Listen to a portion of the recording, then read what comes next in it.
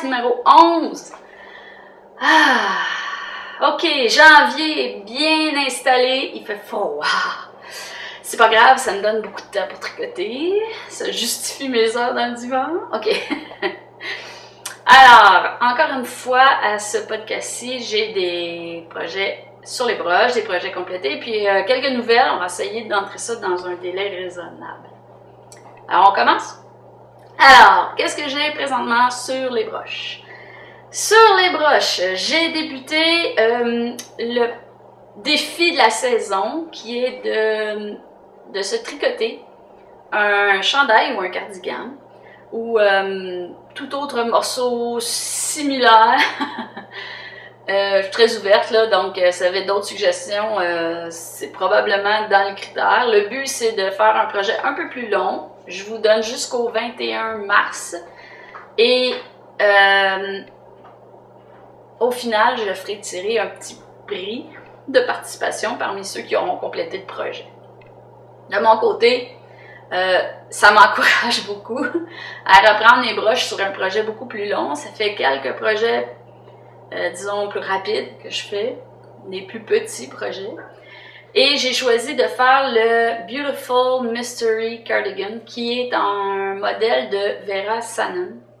Alors, je suis en cours de traduction pour ce modèle, parce que je le trouvais magnifique et je trouvais que c'était dommage que les gens qui ne sont pas capables d'utiliser un modèle en anglais ou qui n'osent pas le faire de peur de se tromper, puissent pas reproduire ce modèle-là. Alors, Vera m'a gentiment envoyé la version modifiable et puis je suis en train de faire une traduction de son modèle. J'ai environ 80% complété, donc sous peu, je l'espère. Mais je peux pas arrêter de tricoter parce que je traduis. Alors voilà, je vous montre ce que ça donne présentement. Ça, c'est le dos. Ouais, il est beau, hein? Regardez-moi ça! Et puis, si je sais, je vais essayer de vous montrer une bande de face. Voici.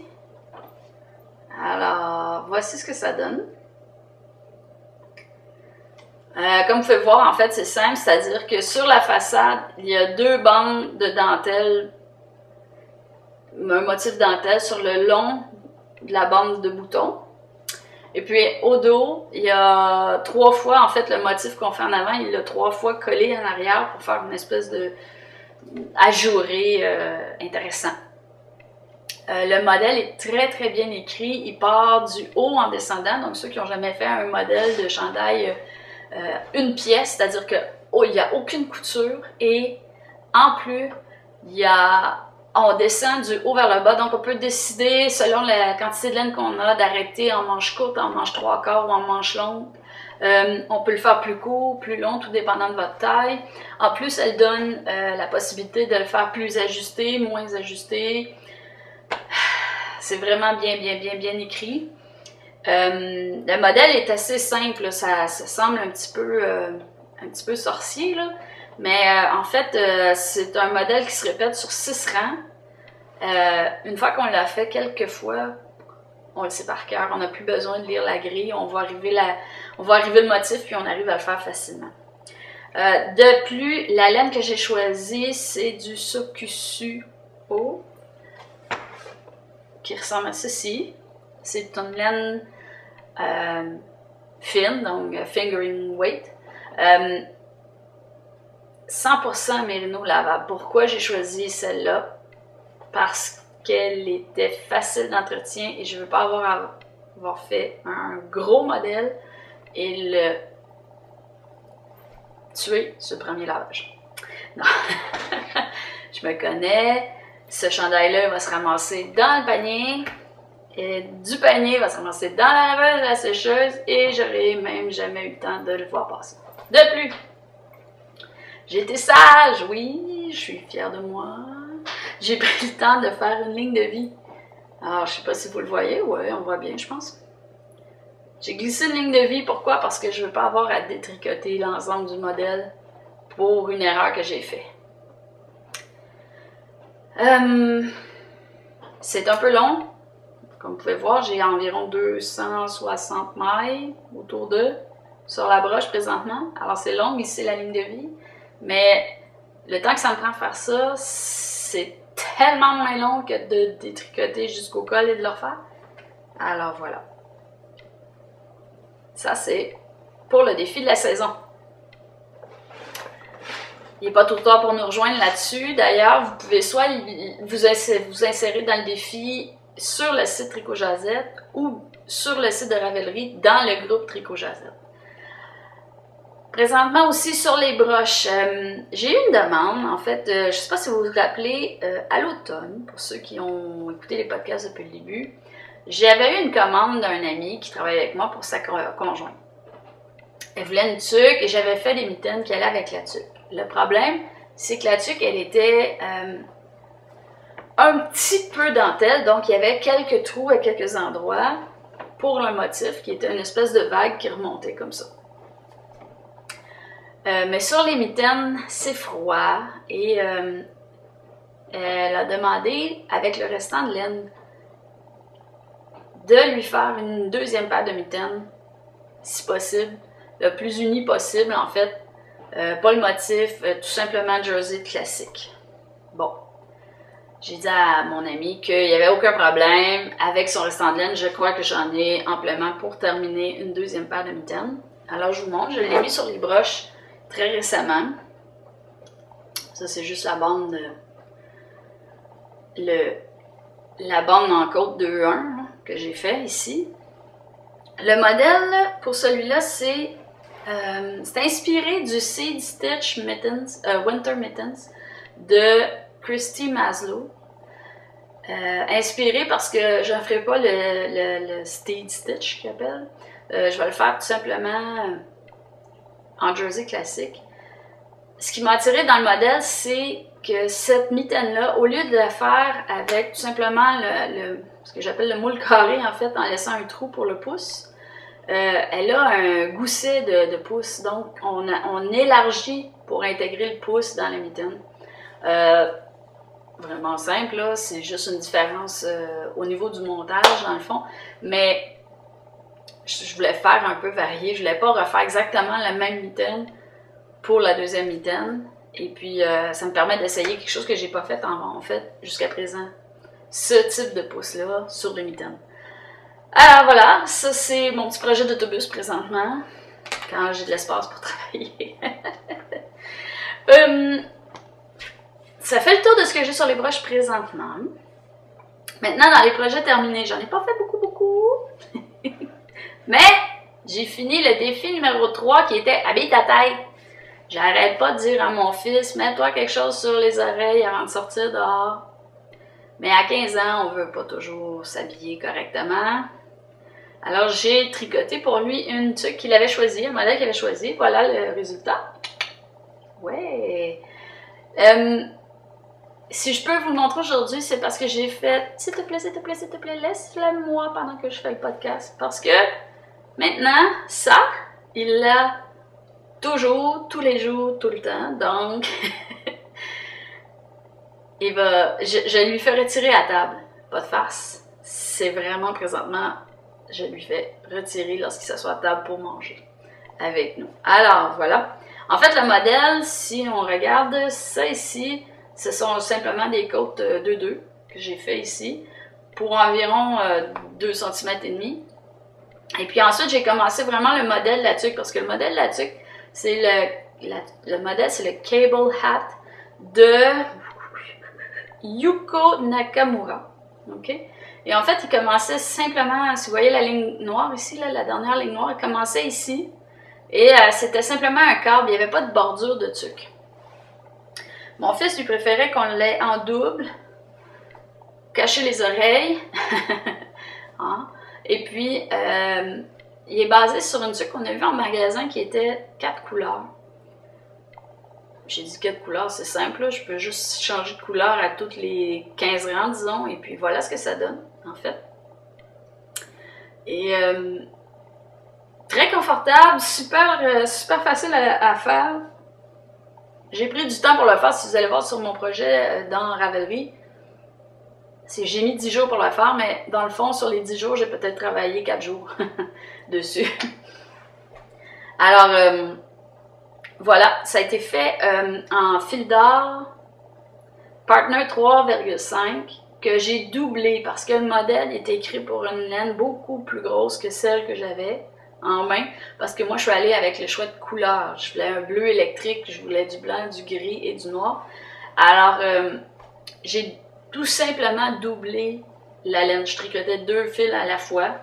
Tout bête, là, j'ai acheté une balle et j'ai pris le centre de la balle et l'extérieur de la balle et je tricotais dans ce sens-là. Il m'en reste un petit peu. Ça va servir pour le prochain projet, petit projet que je devrais faire pour ma fille sous peu. On va voir, vous allez le voir monter de toute façon. Vous devriez voir repasser au moins le bleu électrique parce que c'est la couleur que ma fille a choisie pour son petit projet. Alors voilà, ça fait le tour des projets complétés. Je n'ai pas beaucoup, hein? Dans les nouvelles, ok, il y a une semaine, vous êtes peut-être buté le nez sur une porte avec des horaires un peu différents où les boutiques et les distributeurs étaient tous, pas tous, mais la plupart étaient à l'événement Vogue New York qui avait lieu la semaine passée.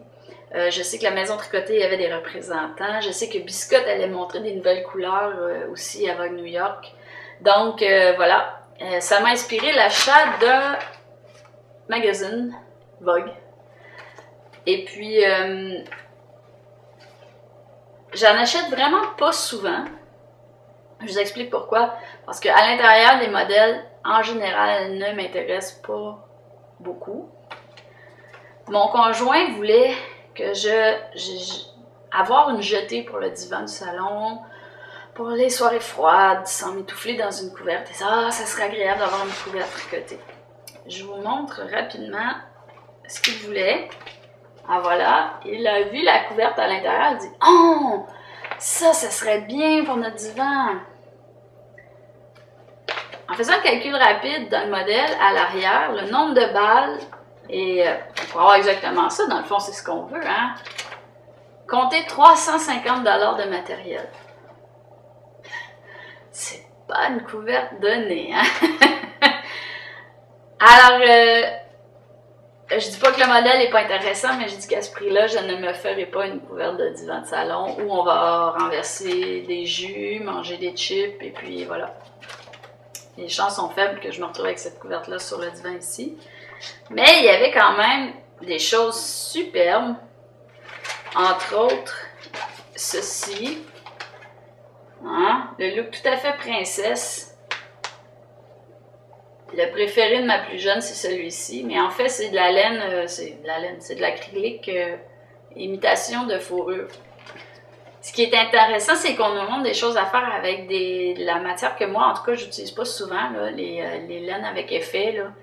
Mais j'ai eu un échange sur Ravelry avec quelqu'un sur une tuque qu'elle avait fait et pour lequel elle voulait mettre, elle demandait si elle faisait un pompon classique ou si elle mettait une petite boule de poil à la place. Moi, j'étais totalement boule de poil. Je trouvais que ça ferait vraiment, vraiment ressortir son modèle. Mais avec ce type de laine-là, on peut vraiment remplacer la vraie boule de poil par ce type-là et puis avoir l'effet pratiquement identique. Alors, c'est une option. Il y a des modèles tendances, il y a des articles sur, entre autres, comment faire un col de chemise, là, un col renversé, un revers de chandail. Il y a un producteur de laine aux États-Unis parle entre autres dedans des Olympiques et du fait que l'équipe USA était habillée avec de la laine qui venait pas des États-Unis et fabriquée en Chine. Bon, et puis que cette année, ils ont décidé de ramener tout ça aux États-Unis. Alors, il y a des articles intéressants, des modèles qu'on se ferait pas, mais dans le fond, on les trouve vraiment beaux. Puis quelques modèles intéressants qu'on pourrait faire. Alors, pour ceux et celles qui n'ont jamais zioter les magazines de ce type, je vous invite à y jeter un coup d'œil. Il y en a plusieurs collections dans les endroits où on les vend. Et puis, finalement, je voulais dire Go Team Canada! Je me suis joint à Team Canada pour les Ravelnick de cet hiver. Et ce que c'est les Ravelnick, en fait, c'est les Olympiques de tricot. On débute nos projets au début des Olympiques, donc à la cérémonie d'ouverture, et on a le droit de terminer le projet à la cérémonie de fermeture. Donc, ça sera en février. J'ai joint l'équipe en me joignant à l'événement, la catégorie Sock Hockey, donc je vais faire des bas. Oui, parce que j'ai juste une paire de bas et je suis rendue complètement accro à mes bas, alors j'en veux d'autres paires. Et vous vous souvenez, j'avais acheté la laine, je l'ai peut-être ici, pas très loin. Oui, je l'ai cachée. Ah, voilà. Tada! C'est Fleece Artist. C'est la laine Sock Trail, donc la laine à bas. Et c'est la couleur du casse-noisette. Team Canada encourageait à ce qu'on utilise une laine du Canada et un modèle canadien. Bon, moi, j'ai ma petite faiblesse. J'ai dit « Ah, j'ai déjà de la laine du Canada, Fleece Artist étant au Canada. » Tiens, pour le casse-noisette commandé par la maison tricotée. Alors, il me reste juste à me trouver un beau modèle. Et puis, mesdames, mettez vos modèles, mesdames designers là, de bas. Là. Je veux tricoter, j'espère tricoter un modèle parmi les designers du groupe. Je suis en train de les regarder. Je vais sûrement pouvoir entrer dans l'événement qui s'appelle Single Skein Speed Skate parce que je vais faire une paire de bas avec une seule balle. Mais j'aimerais ça aussi rentrer dans la catégorie Cable Cross Country, donc la compétition avec les câbles. Alors j'aimerais ça glisser des câbles, introduire des câbles dans mon bas. Ou des mailles croisées qui appellent là, les stitch cross stitch. Alors voilà. Je regarde, je ziote parmi vos designs, mesdames. Idéalement en français, parce que j'aimerais ça pouvoir recommander un modèle écrit en français à vous. Ceux et celles qui regardent le podcast et qui cherchent des modèles en français. Alors voilà. Je pense que ça fait le tour pour aujourd'hui. Je fais ça vite, hein? On se voit la prochaine fois, donc début février. Bye!